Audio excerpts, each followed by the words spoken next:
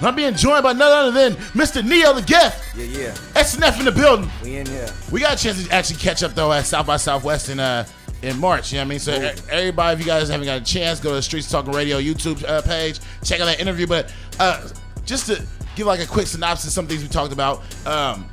For one, lyrically, you're one of the best out here. But you're an underdog, and people have talked about your cockiness and that, man. I don't know where people get that, but go ahead. So I was gonna ask, like, how is being considered an underdog? Because I mean, there have been times that you've been overlooked for shows, you know what I'm saying, and you've been overlooked, you know what I'm saying, with a lot of things, and even being last year one of the top 10 freshmen, still like you're not. I don't see people speaking enough about Nio The Gift. A lot of people look at me as an underdog, but that's because they've been asleep. I'm not really an underdog, you know what I mean? And when it comes to the freshman list, the original list, I was the #1 freshman on that whole top 10 list. And as you can see, I put out 100 songs in 2010, you know what I mean? And then, you know, I had my son, gave people time to get their thing together, and then I came back with Rebel With A Cause that people is calling a classic. So everything that's moving for me. Plus, not everybody knows, you know, the traffic that goes on in my phone, the kind of you know, conversations that I have as far as business goes. So to be honest with you, I'm not really an underdog. You know what I mean? When it comes to cockiness, I'm not cocky, man. I work hard to talk shit. You feel me? Right. Because cats gonna talk shit anyway, and I'm not one of those dudes who just gonna get up here and tell you that I'm hella talented and shit like that, because it's cats that's talented and it's cats that's gifted. Now, I got something different, you feel me? I got a gift, so it's my obligation to use this gift by God. Everything I do is God-driven, so when people come at me with that cocky shit, that's like, you know what I mean? I don't even pay attention to that, you feel me? So I just look at that like certain people might look at me and be somewhat envious, and the fact that I am an underdog is because people don't want to speak up, you know what I mean? Like we got a overload of hatred, you know, haterism out here, you know what I'm saying? So we all know that, you know what I mean? But at the end of the day, man, I'm from Richmond, California. I represent this Bay Area hip-hop music scene. And right now, I just don't, you know what I mean? I don't see how I could be stopped doing what I'm doing. You feel what I'm saying? I'm not saying that I'm in competition with nobody else, but you can't stop me from doing what I'm doing. The only way to slow me down is to kill me. You know, the cockiness and the underdog stuff, like I really don't get into that. I mean, if people have their opinions of, you know, who they think I am, then that's okay, you know what I mean? Right. Because, you know, people gonna make assumptions all the time. I want a million people talking about, you know, what rumors they hear, you know what I mean? But it's always good to do stuff like this with you, because now I can clear things up, you feel what I'm saying? So, you know, other than that, man, we're not worried about nothing, man. I'm worried about what God is telling me, you know, the next step, and you know, trying to stay focused, keep myself out of trouble, you know what I mean? Keep from getting too involved into what haters think, you know what I mean? Right. So, you know, when you do hear flashes of cockiness in my music, it's not really to come off like this is who I am as a person, you know what I mean? It's just kind of like to say it boastfully, like, you know, okay, oh, you mad because I'm styling on you, okay, right? You know what I mean? But it's like a sense of humor, you know what I mean? You gotta, with entertainment, you gotta give them everything. You gotta give them humor. You have to give them humility. You gotta give them pain. You gotta give them struggle. You gotta give them triumph. You gotta give them street. You gotta give them everything. But it's only a few cats that could really do that. And right now, can't nobody do it better than me. So, aside from your music, also embodying is that you're from Richmond. You know what I'm saying? Right. Richmond, California, rich city. Yeah, I mean, shout out to my hood, man. Shout out to my city. Recently, man. I've been seeing like on Twitter like a trending topic, Real Richmond. Shout out to. And when we say Real Richmond, that's not really meant to be a trending topic. I'm kind of mad that it became a trending topic, you know what I mean? Real Richmond, you know what I'm saying? We just gonna talk about Richmond, period. You feel me? And I'm gonna talk about the history of it. The history of the Rich is, you know, we had a bunch of cats, you know what I mean, that was putting on back in the day and influencing other young cats like myself, you know what I mean? I'm gonna get back to myself in a minute, but you know, you had cats like, you know, Sin, and, you know, you had cats like Lil Rick, you know, that was putting it down for the South Side back in the day, you know what I mean? Master P was making his moves back in the day from out the Rich, you know what I mean?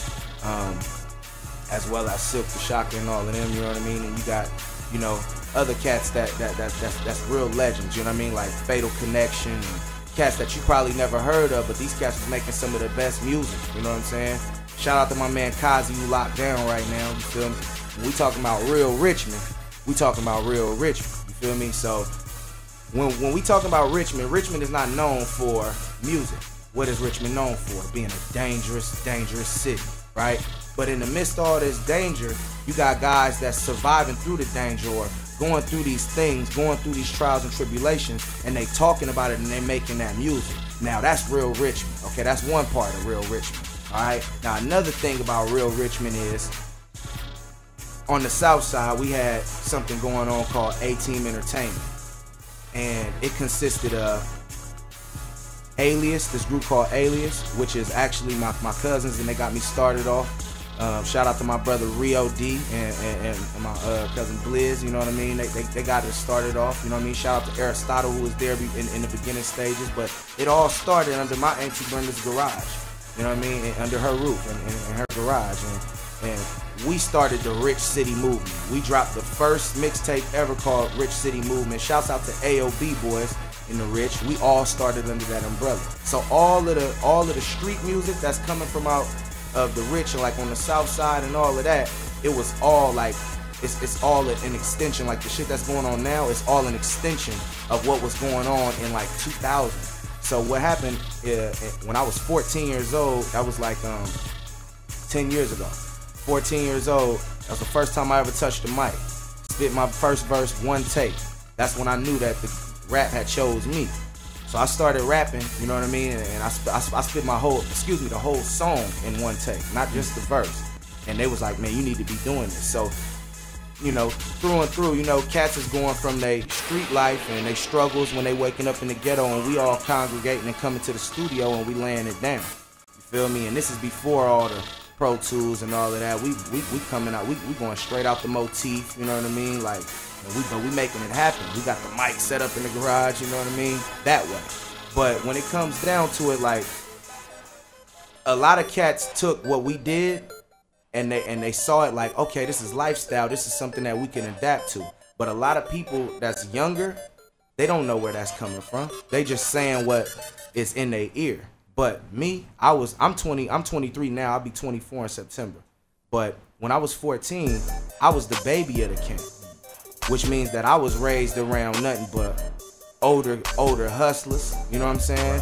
Older cats who was really going through what makes Richmond, Richmond. You understand what I'm saying? So a lot of cats that's my age, I didn't see none of them dudes, you feel me? I don't remember none of them dudes, you know what I mean? So I'm not gonna speak on them and say that they're not who they say they are, but I'm gonna tell you that I didn't see them, you feel me? And I can go get 100 motherfuckers right now from my hood, you know what I mean? And they'll tell you, you know what I mean? They know me. We can go back to videos that I got from 2006. I had 100 Richmond cats standing behind me, you know what I'm saying? The whole Rich City, and we had them out here in Oakland. My first video ever, you feel me? So when we talking about Richmond, people want to see you, especially cats the cats that I know, they want to see what you got to say, man. You got to talk about what's really going on here in these cities. We're not talking about you just live here, then you go somewhere else, and now you talking about Richmond as if you know what's going on here. That's not real. That's not real Richmond. And I don't care if your grandmama lived there. I don't care if your auntie lived there. That's not real Richmond.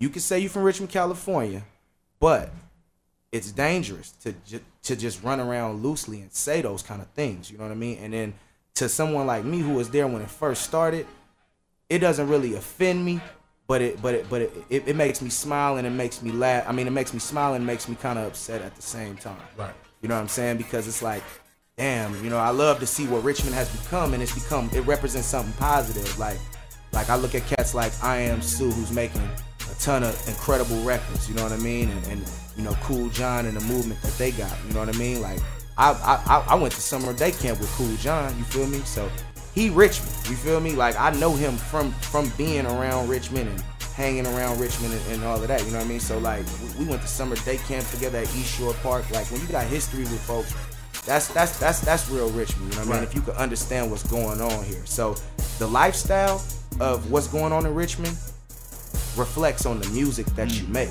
So the music that I make, people, the reason why I feel like I'm an underdog is because cats know I'm a street cat, you know what I mean? But do I hang out on blocks? Do I hang out in project buildings every day and sell coke? No, I don't. You know what I'm saying? Do I know about that lifestyle? Do I come from it?